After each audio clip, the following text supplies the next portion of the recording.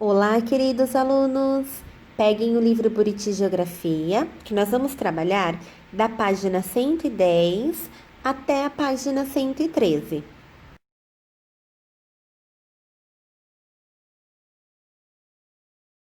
Vamos iniciar o nosso conteúdo falando sobre os indígenas Araueté.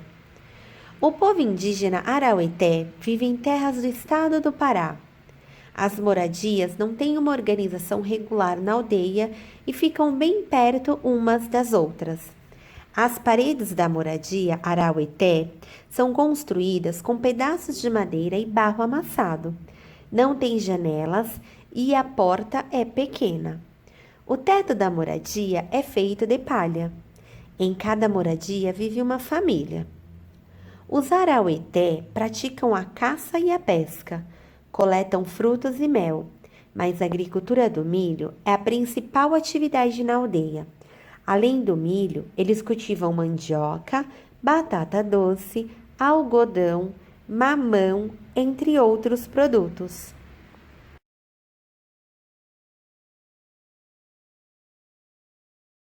Agora que vocês já aprenderam sobre o modo de vida do povo indígena Araueté, na página 111 nós temos duas perguntas que precisam ser respondidas de acordo com este texto. Então, a primeira, o texto descreveu o modo de vida de qual povo indígena? Qual foi o povo indígena que nós acabamos de ler? O texto sobre o modo de vida deles? Então, a resposta completa. O texto descreveu o modo de vida do povo indígena. Aí vocês coloquem o nome desse povo. Na questão número 2, quais aspectos do modo de vida desse povo foram descritos no texto?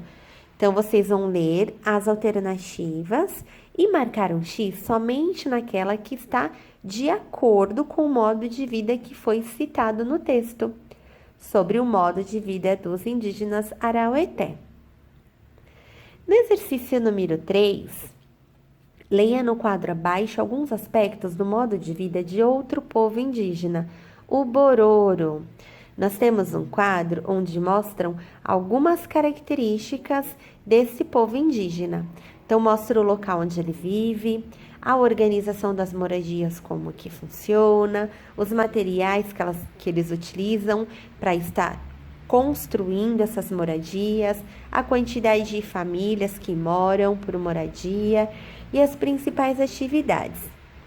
Então, pessoal, agora vocês vão ver mais informação para acrescentar no conteúdo de vocês referente a esse povo indígena. Nesta mesma página, tem um último exercício que está pedindo para escrever um pequeno texto, mas não precisa fazer essa atividade, tá bom? Nós vamos só aprender um pouquinho mais sobre esse povo indígena Bororo. Acompanhe agora um videozinho que vai vir falando sobre esse povo e uma curiosidade, uma lenda dos Bororo que eu tenho certeza que vocês vão gostar bastante.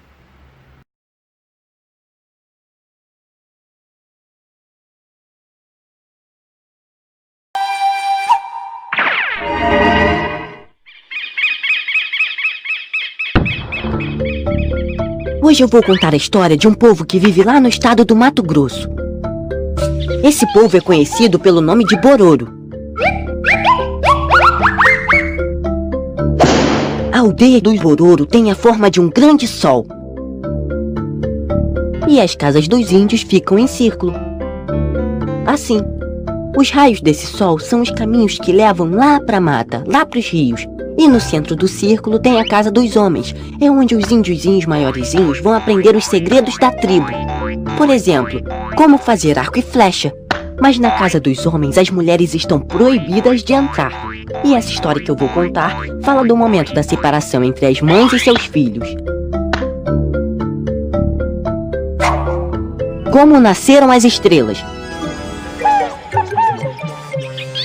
Faz muito tempo, as mulheres Bororo saíam todo dia da aldeia e não levavam seus filhos.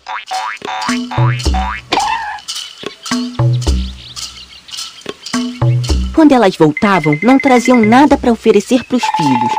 Os homens e os meninos perguntavam para elas onde é que elas tinham ido, o que elas faziam, e elas não falavam nada.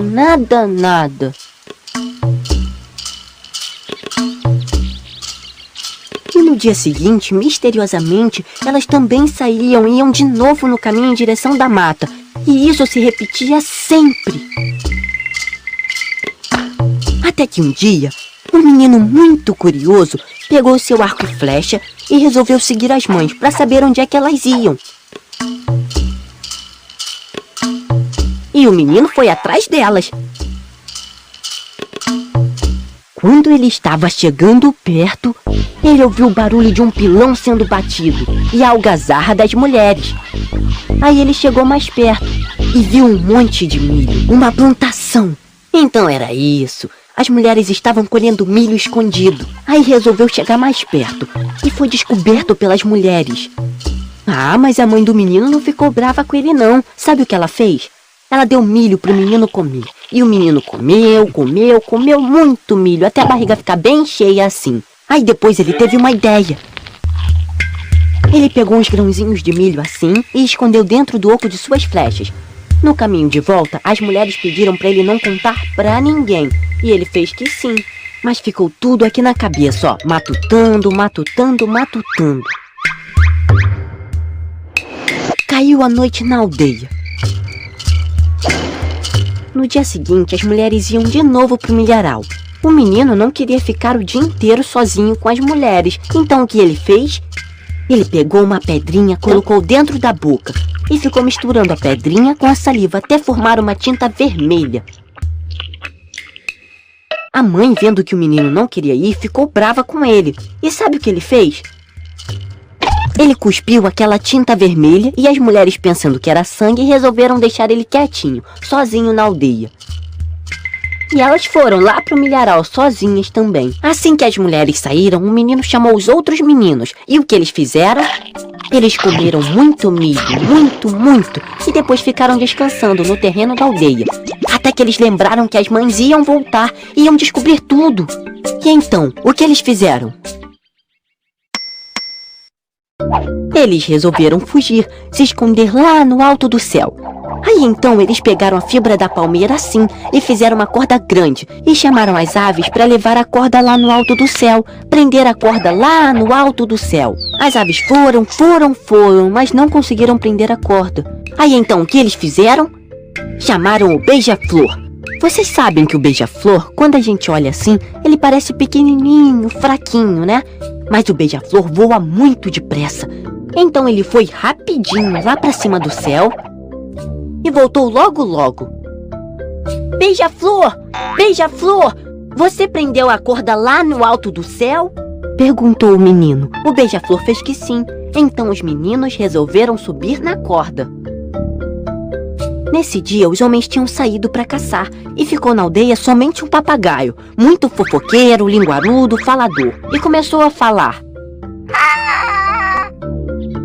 Os meninos comeram tudo! Os meninos comeram tudo! Os meninos comeram tudo! Os meninos pegaram esse papagaio e deram um nó na língua dele, assim, e rapidinho começaram a subir na corda lá pro alto do céu. Quando de repente as mães apareceram.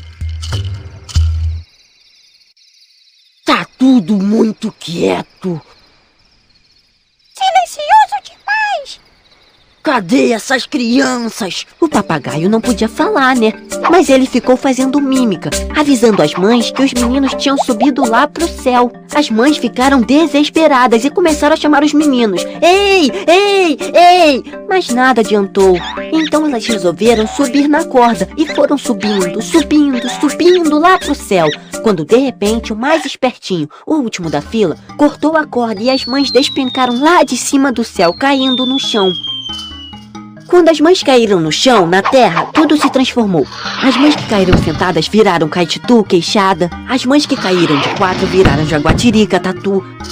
E as mães que ficaram presas nas árvores viraram coati, irara e macaco. E a corda que os meninos fizeram de fibra da palmeira virou cipó que fica preso em cima das árvores. E os meninos bororo? Os meninos bororo subiram lá no alto do céu. Subindo.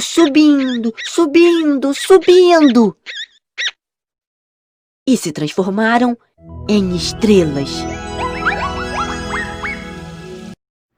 Página 112. O modo de vida das pessoas e a natureza. As pessoas transformam a natureza de acordo com o seu modo de vida. Então, elas adaptam o ambiente para facilitar a sua vida, né? Para facilitar a sua vivência naquele local.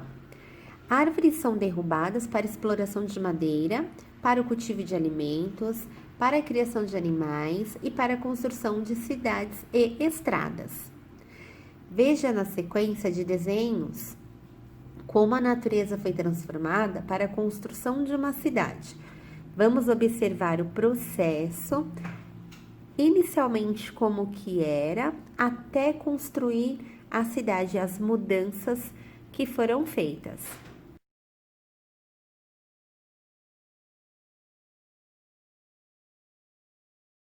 Na primeira imagem, podemos observar que havia muitas árvores. Na segunda, algumas árvores já foram derrubadas e no lugar dessas árvores foram feitas plantações e algumas moradias. Podemos observar até uma ponte para facilitar o acesso aos locais. E na terceira imagem, nossa, a terceira imagem já mudou muito. A cidade cresceu, foram construídos prédios, ruas, avenidas. Ficou uma imagem bem diferente da primeira, né, pessoal? Então, aos poucos foram feitas transformações para facilitar a vida do ser humano. Então, era de um espaço natural até se tornar uma cidade. Embaixo, na página 112, nós temos 2 exercícios. O primeiro exercício está perguntando: qual desenho mostra a natureza mais preservada? O desenho 1, 2 ou 3. Faça um X no desenho correto. Qual desenho mostra a natureza mais transformada? No primeiro, no segundo ou no terceiro? Faça um X também no desenho correto. E na número 2, vocês vão fazer um traço para poder responder com a régua e o lápis de lição. E a pergunta é: que mudanças ocorreram na natureza para a construção da cidade? Pelo que nós observamos, houveram bastante mudanças, né, pessoal? Então, vocês vão escrever que as mudanças que houveram na natureza foi a retirada da floresta, o uso da terra para a agricultura, o surgimento de ruas e o aumento das construções até surgir a cidade. Então, esta é a resposta para a questão número 2.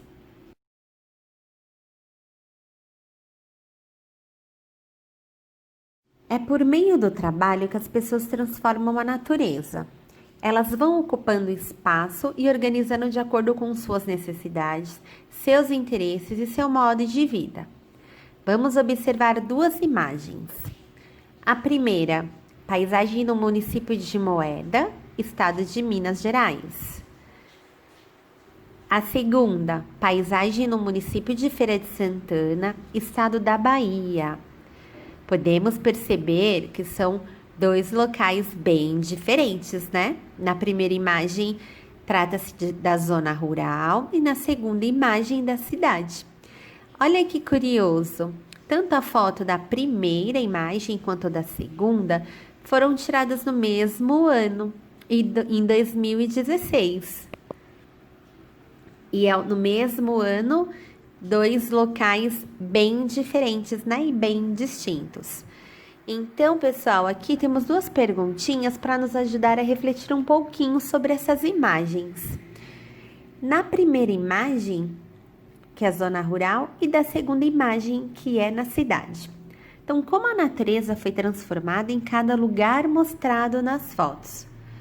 Então, na foto 1, a maior parte da vegetação original foi retirada e a área está sendo utilizada para o cultivo agrícola e a criação de animais.